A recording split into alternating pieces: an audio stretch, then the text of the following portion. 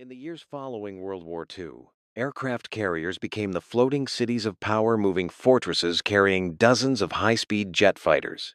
But for the men who flew them, the most dangerous moment of every mission was not the battle itself. It was the landing. Bringing a jet back onto a ship that was pitching and rolling in the middle of a rough ocean was one of the deadliest maneuvers in aviation history. Every approach felt like gambling with death. Pilots who survived enemy fire often perished during landing. By the late 1950 seconds, the U.S. Navy was losing hundreds of pilots and aircraft to landing accidents. No matter how skilled the aviators were, the technique itself was flawed. They were trained to dive sharply toward the carrier's deck, cut power at the last second, and hope the arrestor wires caught the tailhook. It was brutal, imprecise, and terrifying. Among these pilots stood one man who refused to accept it. Captain Eric Winkle Brown, a man known for his daring test flights and relentless pursuit of perfection. He had seen too many of his comrades die in crashes that could have been prevented. Brown began to study the problem not as a pilot, but as an engineer and scientist. Why, he asked, do we keep flying the same way when it keeps killing our men? Brown's conclusion was shocking. The system itself was teaching pilots to crash safely, not to land safely. Every naval aviator had been told to drop the plane hard onto the deck, so the arrestor wires could grab it. But this technique left no margin for error.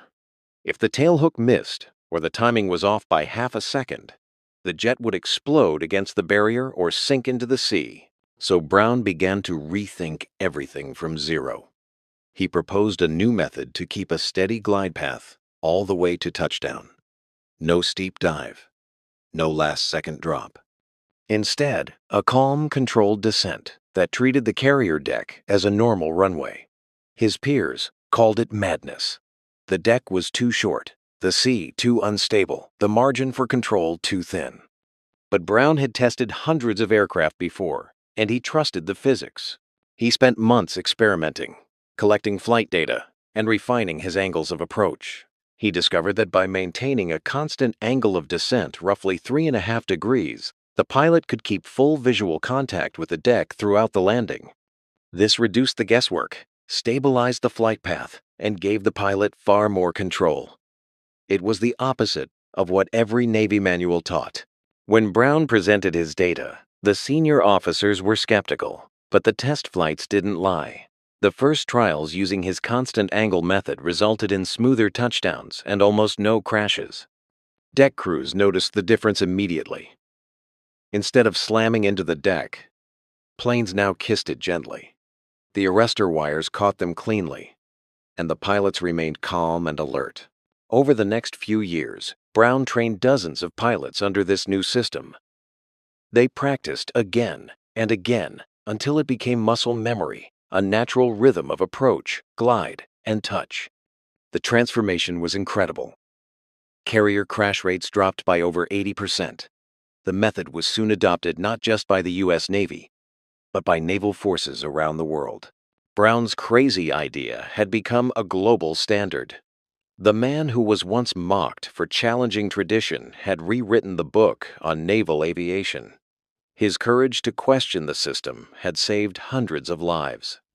And for the first time in history, pilots could return home with confidence, knowing that their greatest enemy was no longer the landing. After World War II, aircraft carriers stood as symbols of unstoppable power. These floating air bases carried the most advanced jets of their time, soaring through the skies and returning to land on decks barely longer than a football field.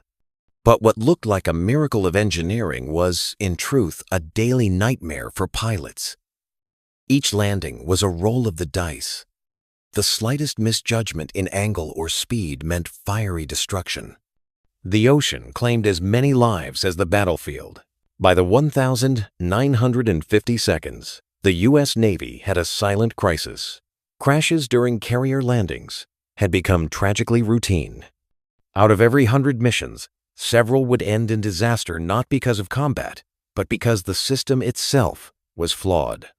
Pilots were instructed to descend steeply, chop their power, and drop onto the deck, trusting the steel arrestor wires to stop them.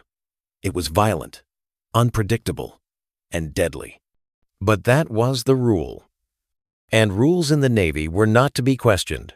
Then came a man who dared to ask why. Captain Eric Winkle, brown, short, sharp-eyed, and fearless. He wasn't just a pilot, he was a visionary. Brown had already flown more aircraft than anyone in history. He understood machines the way a musician understands his instrument. And he had seen enough wreckage to know that something was deeply wrong with how the Navy was landing its planes. Brown believed that the problem was not in the pilots, but in the philosophy. The Navy was teaching men to fall out of the sky rather than fly to a landing. The sharp drop and smash approach left no room for recovery. If the hook missed the wire, there was no way out. You either crashed or drowned. So Brown started from zero.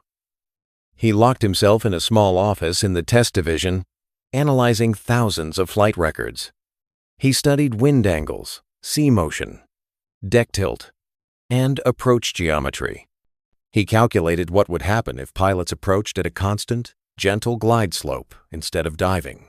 He imagined a landing so controlled that the pilot never lost sight of the deck, never broke the flow of flight. Everyone told him it couldn't be done. A carrier deck isn't a runway, they said. It's moving. It's alive. It's chaos. But Brown didn't argue. He simply went out to prove them wrong. In early trials, his technique seemed almost absurd.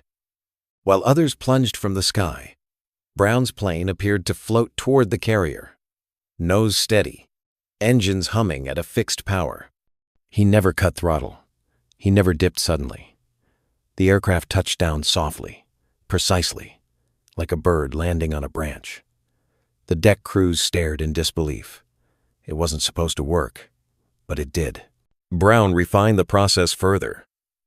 He found that maintaining a steady 3.5-degree descent kept the landing predictable and allowed pilots to see the landing area throughout the final approach.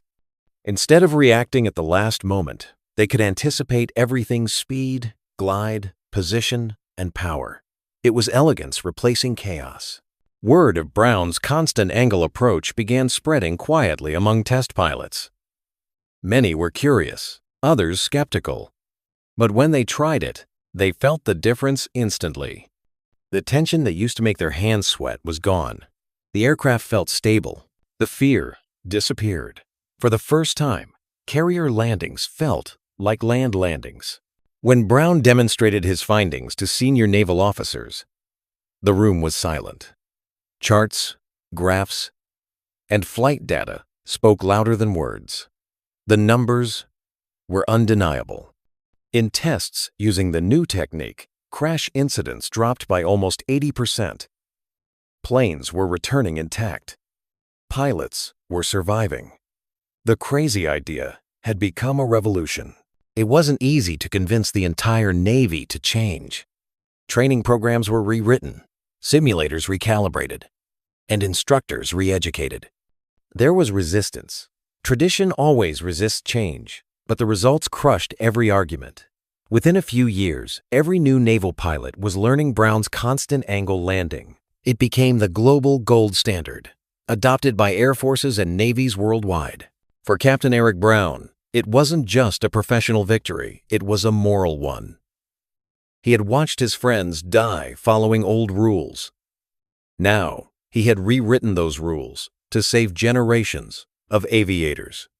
The man who once stood alone against the system had transformed it. Years later, as aircraft grew faster and heavier, Brown's method continued to hold.